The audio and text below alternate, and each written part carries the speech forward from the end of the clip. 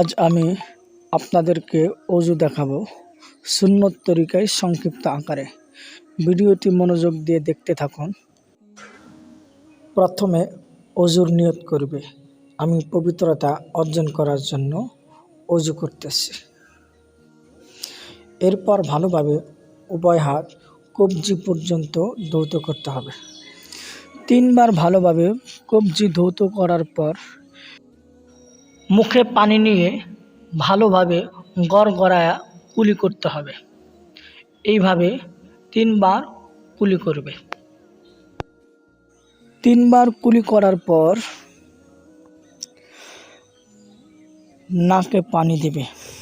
নাকে পানি দিয়ে বাম হাত দ্বারা নাক পরিষ্কার করবে।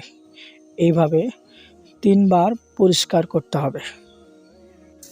3 বার নাক পরিষ্কার করার পর ভালোভাবে পরিপূর্ণ মুখ ধৌত করতে হবে।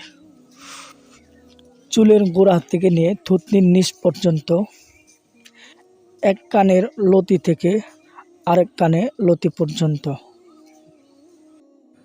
এবং দাড়িগুলো খিলাল করে নেবে। এরপরে ডান হাতের কনুই সহ 3 বার ভালোভাবে ধৌত করতে হবে। ভালোভাবে ধৌত করতে হবে যাতে করে কোনো জায়গায় শুকনো যেন না থাকে। এরপরে ভালোভাবে বাম হাতের কনুই সহ 3 বার ধৌত করতে হবে। এমনভাবে ধৌত করতে হবে যাতে করে কোনো জায়গায় শুকনা না থাকে। ভালোভাবে উভয় হাতের আঙ্গুলি খিলাল করবে। এরপর নতুন কোনো পানি না নিয়ে মাথা মাসে করবে। মাথা মাসের নিয়ম হলো উভয় হাতের 3 আঙ্গুল এভাবে মিলিয়ে মাথার শুরু থেকে নিয়ে এভাবে পিছন দিকে টেনে নিয়ে আসবে। আর একটু ভালো করে লক্ষ্য করতে থাকুন। এখন বাকি রইল 2টা আঙ্গুল, বৃদ্ধাঙ্গুল এবং শাহাদাত আঙ্গুল। দেখেন, বৃদ্ধাঙ্গুল মিলিয়ে পিছন দিক থেকে এইভাবে টেনে সামন দিকে নিয়ে আসবে। এরপর উভয় কান মাসাহ করবে। উভয় হাতের শাহাদাত আঙ্গুল কানের ভিতরে ঢুকায় বৃদ্ধাঙ্গুল কানের পিছন দিকে এভাবে মাসাহ করে নেবে।